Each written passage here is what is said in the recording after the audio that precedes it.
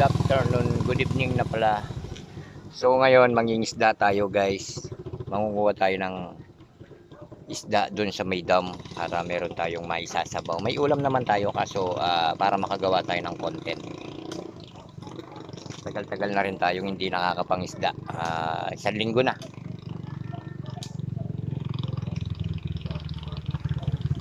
Ay, so mangingisda tayo ngayon. Kasama natin si Sergio. Ayan, yung masipag na mangingisda dito sa may barangay Carmencita. Napakasipag na mangisda guys.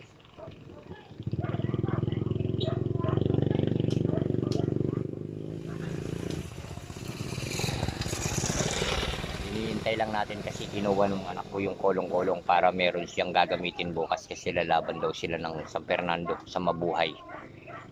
Kaya ayan, hintay-hintayin lang natin sila dito. Pag nandito na sila, alis na kami. Galing niyang manguha ng isda guys. Ano lang, nangangapa lang siya.